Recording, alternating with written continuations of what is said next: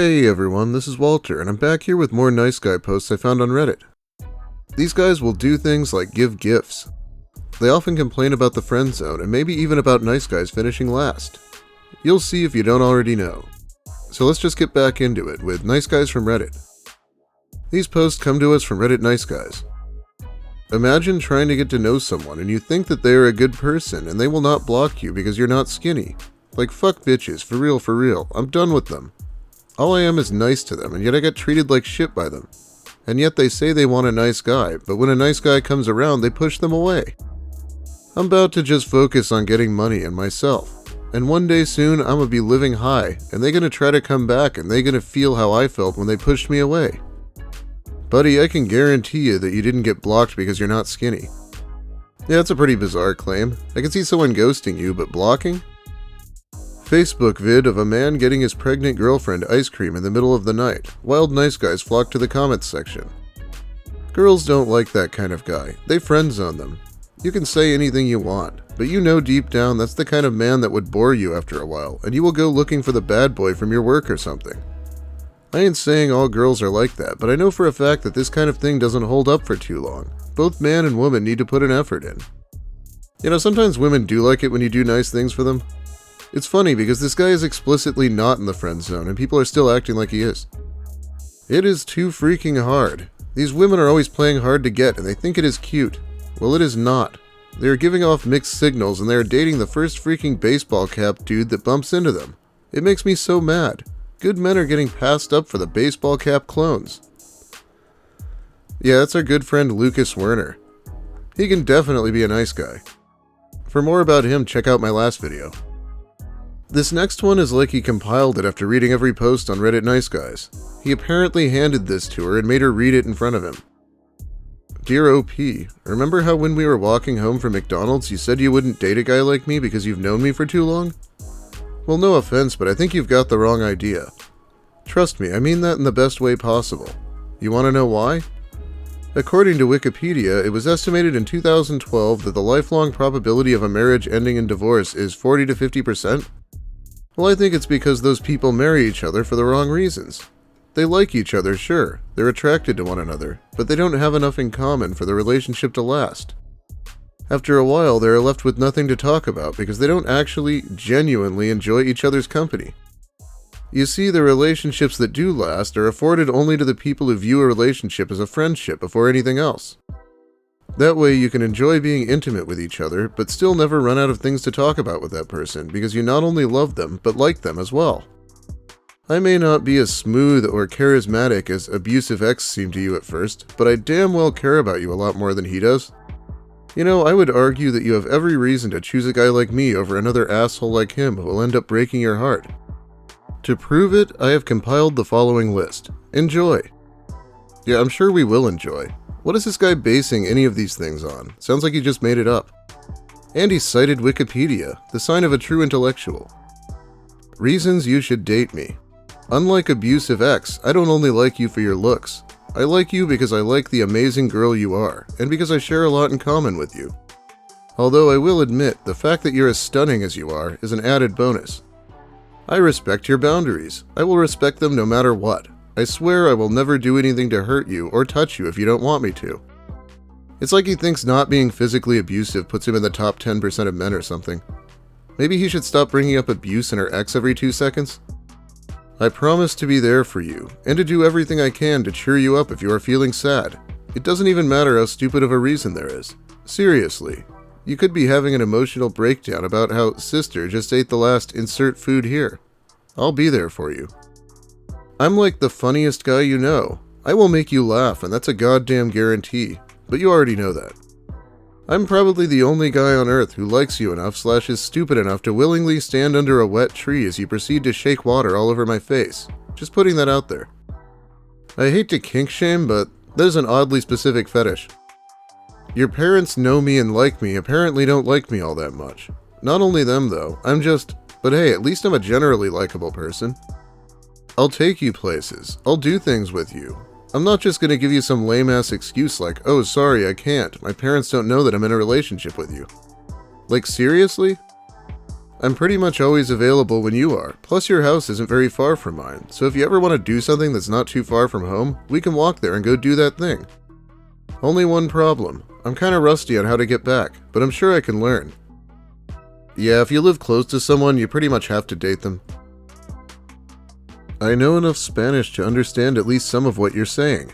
You can nag me and call me names when I'm being stupid, and I'll call you names back. All in good fun, of course. I like good music that you like, and even though my musical taste tends to differ from yours at times, I think we can both agree that the music I listen to is much better than Aditya's. My friends are your friends, and since my friends are your friends, going out with me won't mean any less time with friends for either of us. I'd say that's a win. This presentation just begs to be in PowerPoint, doesn't it? Yeesh. I don't do drugs, except my Adderall, but trust me, you do not want me to go without that. You think I'm off the walls as it is? Well, imagine how crazy I'd be if I had even less of a filter. Yeah, no thank you, am I right? I'm a lyrical genius. I mean, seriously, how can you not want to be with the guy who wrote Laminated Veggies? I'm going to be famous someday, and you'll probably regret not having gone out with me. Don't be afraid that you'll lose me as a friend if things don't work out. I'd probably be upset, but I still would want to stay friends with you. Sure, I joke around a lot, but I know when to be serious. Hopefully, or at least I'll try. I'd take you to homecoming, although I'm sure you know me well enough to know I'm not the greatest dancer. But after all, it's the intention that counts. I can be romantic. Candles and flowers and shit, right? I listen to you. I hope you know you can tell me if you're uncomfortable about something. A lot of people are uncomfortable with things I do at times, like that time I wore Crocs to school. Not such a good idea. But hey, it wasn't my fault I couldn't find my sneakers. I like British things. The Beatles, Austin Powers, Martin Freeman, you. Oh, and whatever that chocolate was called. Good shit. I think you're beautiful, inside and out. Honestly, I'm surprised I didn't pay more attention to you in middle school, but we all make mistakes, right? I will say, though, I don't know if it was the hormones talking or what, but the first time I saw you since you've been at high school, I was like, whoa. Yeah, let's blame the hormones like Chris Chan. This next part is somehow even better. If that list wasn't enough to convince you, here's a few awesome pickup lines. I really like the first one. My love for you is like diarrhea. I just can't hold it in. Gross. If you were a chicken, you'd be impeccable. Baby, if you were words on a page, you'd be fine print. You're so beautiful that you made me forget my pickup line. Do you believe in love at first sight, or should I walk by again? Well, here I am. What are your other 2 wishes? Are you a bank loan? Because you got my interest. Yeah, I had a fun time picking those. In all seriousness, or at least as much as you're gonna get from me, I really like you and I enjoy spending time with you. You're smart, you're funny, you're attractive, you could kick my ass if you wanted to. You've got all the qualities I could possibly want and more. And if things don't work out, then screw it. We can always go back to being just friends. But I hope you'll at least give me a chance. Thanks for coming to my TED Talk. P.S. What was that you said about me not being smooth? Update 2/23/2020. If you still want to give it some thought, just know that I still like you a lot and that I can be mature. In fact, part of the reason I act the way I do is because I get really nervous when I'm around you.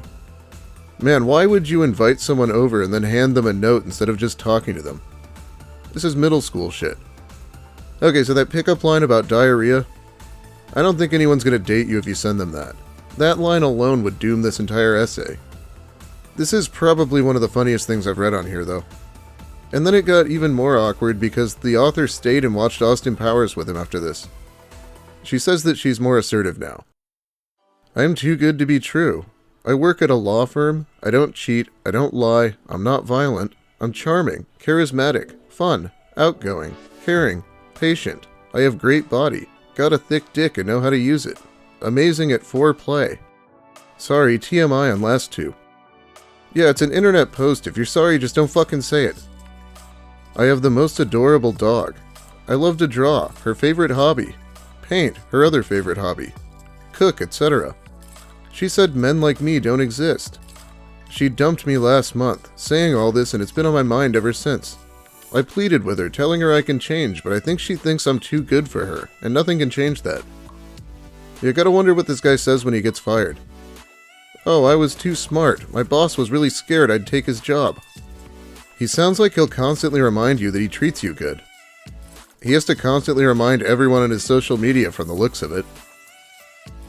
I speak for most guys. Girls are always complaining about how she got done wrong and blah blah blah and shit, when there are good guys that actually would love to treat them right, but instead they have a preference in guys, and most of them are fucking dickwads. And if you don't fit in a girl's preference, you might as well not even try, because they will not even consider you trying to be the right boyfriend. Just wanted to say that. What, does this guy not have preferences, or is it just women who shouldn't have them? Come on, give someone with a good heart a chance. You don't even know how it's going to turn out. Take a leap of faith. I'm a good person. What's so wrong about that, huh? I'd do it for you. I'd treat people how they'd treat me.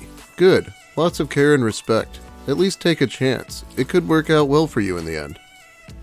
Telling someone to take a leap of faith sounds like a red flag, especially when you're this thirsty. One more post. The OP made this post back in 2013. Hey ladies, that thirsty guy that hits you up every day just to see how you doing, that texts you every morning and every night before bed just because he cares, might end up being the guy that's willing to treat you right and give you everything you deserve. But most of you girls are so stuck up off this social networking shit that you'll never give him a chance. Because you're too busy chasing after a guy that hardly texts you and hardly pays attention to you, but hits you up to talk about sex and tells you all the right things just to fuck. But it's your life. Just don't complain that you can never find the right guy when he's probably the one busting his ass, putting in all his time, effort, and attention.